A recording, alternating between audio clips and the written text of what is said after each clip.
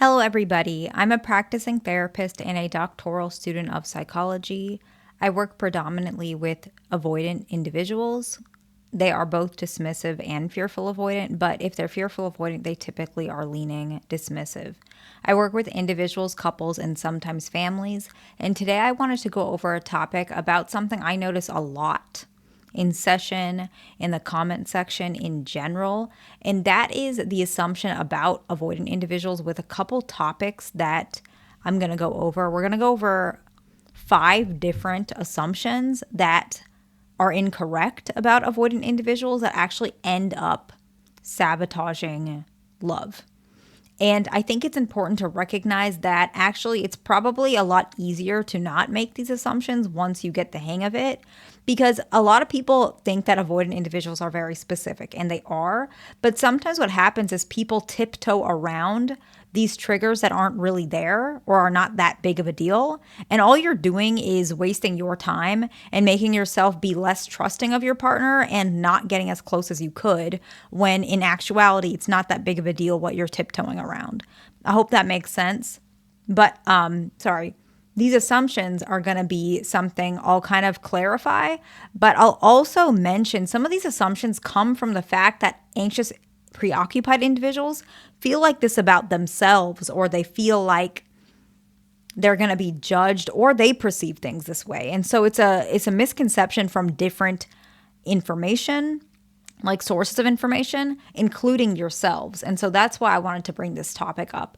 And so the very first assumption is about the differences between how individuals give chances, okay? So avoidant individuals, dismissive avoidance especially, don't give as many chances to their partner or things in general as anxious, preoccupied. Fearful avoidants sometimes give chances, but actually overall they emotionally don't. They may physically be there, but they emotionally check out and stop trying. And so why do I think this is important to recognize? Anxious, preoccupied folks, they give chances even when they probably shouldn't, or they've been mistreated frequently. So when an avoidant individual gives you a chance, or they're showing effort and they're continuously doing these things, it means that they want you and they like you. It's very, very simple. It's not as complicated. Sorry, I shouldn't have said complicated. It's not as detailed and layered as an anxious, preoccupied individual. An anxious, preoccupied individual, they will give you chances even if they resent you, even if they are angry, even if they're upset with you, because the holding on to the relationship is valuable to an anxious, preoccupied, sometimes even more valuable than how they actually feel, which is part of their trauma. Especially a dismissive avoidant, that is just not the way it is. If you're in the dismissive avoidance life and they're giving you chances, or they're staying and they're okay with whatever happened or the fight that you guys had and they're over it and they've moved on, that means that they're fine. They're happy. It's okay. The relationship is fine. There's nothing wrong. And so anxious, preoccupied individuals, they hold on to things a lot more than both fearful and dismissive avoidance, depending. If the fearful is leaning anxious, they will probably fit more of the criteria of an anxious individual, right? So if it's a fearful that's leaning dismissive, they'll lean more how dismissive avoidants operate typically. And so usually with these types of opportunities, if an avoidant is giving you a chance or they feel like the relationship is fine, it is fine. Anxious, preoccupied, it's not the same way. So it's very important to recognize that just because you think a certain way doesn't mean your partner does, okay? The next one is like a critical perspective of yourself and others, and I'm going to explain it. Anxious, preoccupied individuals are very negative and critical of themselves, right? Fearful avoidants do this as well, but it's often internalized rather than denying it. So I'm going to explain it.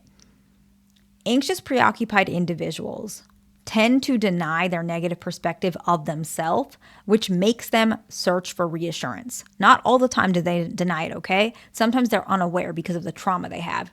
Deep inside, anxious, preoccupied individuals truly feel.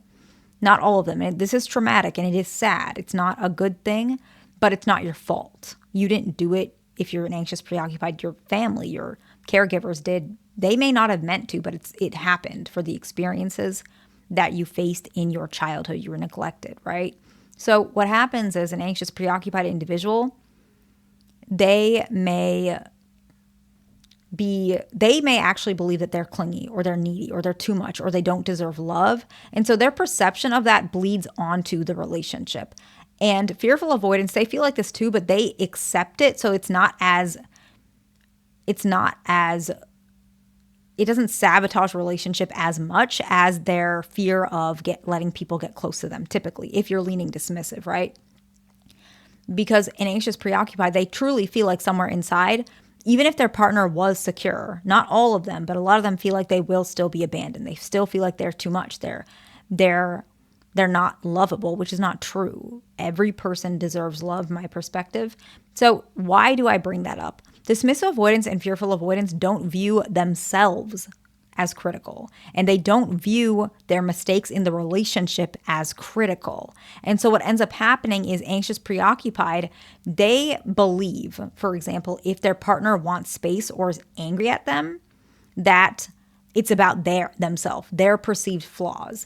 And so what ends up happening is they take it very personally and try to tiptoe around their avoidance emotions when it has nothing to do with them. And even if the avoidant partner crashes out, like I had mentioned in the first one, they usually let things go, and if they're giving you a chance and you're here, they like you. Like, it's not that big of a deal. But what ends up happening is because anxious individuals are very critical of themselves and they're always trying to overcorrect their behavior, they also assume that their partner should be doing the same thing. So if an avoidant makes you mad and they just kind of let it go or move on, an anxious preoccupied individual is thinking, okay, do you not love me? Do you not care about me? Why is this not hanging over your head? Why are you not changing right away? Because an anxious preoccupied individual will bend over backwards and try and fix it because they feel like otherwise they're going to be left. Avoidant individuals don't feel like they're going to be left or abandoned if they don't fix things. And so it's of two different perspectives of a relationship. Neither is right or wrong. And usually anxious preoccupied, it comes from more traumatic space, because avoidant individuals, their trauma is not necessarily there. Their trauma is not necessarily abandonment, at least not externally or outwardly. And so the perspective you have of yourself and the relationship, if you're an anxious preoccupied, it's much more specific and prominent in your mind than a dismissive avoidant. And so your perspective of how the relationship is supposed to go, how they're supposed to feel, how they're supposed to act is just very different. And this can sabotage a relationship, because if you are trying to give your partner space when they don't need it, you made an assumption. And second, you're losing time where you can connect with them. And then third, what ends up happening is you're being resentful and angry that you have to do all these things for them when they didn't even ask. And so it's very important to recognize, just because you're very hyper vigilant and specific about what's going on in the relationship, they are not. And so that's something that you're going to have to figure out with your own partner. How can you guys get on the same page so that your critical perspective of yourself in the relationship does not bleed onto your perception of them and what they should do? I know that's a lot, and it's hard to explain, to be honest, just because it probably will take a very long time for me to get into the details of this, but I'm just giving a brief perspective.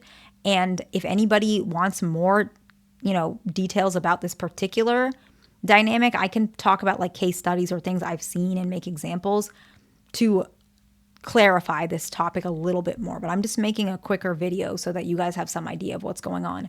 The next one, and this one is probably one of the more important ones. So as long as you guys get at least this point, it'll help your relationships. Calm connection versus passionate connection, I guess is the best way to put it. So avoidant individuals, particularly dismissive avoidant individuals, okay? This is not as much for fearful avoidance, but it is if they're leaning dismissive, especially if they're strongly leaning dismissive, okay? Dismissive avoidance particularly find connection through calm and relaxed time together rather than intense and romantic forms of connection. So why is this very important?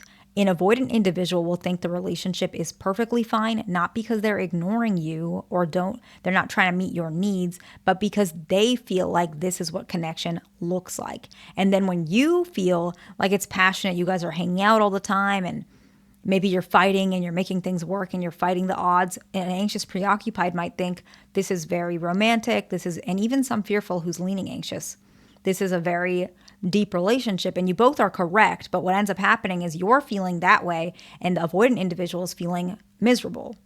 And then the avoidant individual is enjoying that calm, relaxed, low key, they think very committed relationship, and you're feeling like, what's the next step? What's going on? You're feeling anxious. What is this?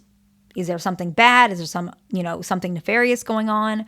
Why are we not making certain emotional progression towards something, right? Anxious preoccupied likes to feel that progression because it feels like, I'm trying to explain it because I don't work with many anxious preoccupied individuals, so I'm taking it from, the like a couple, like the anxious preoccupied one. But what I've noticed and what I've seen is those milestones makes them feel like they can get that reassurance that they are loved.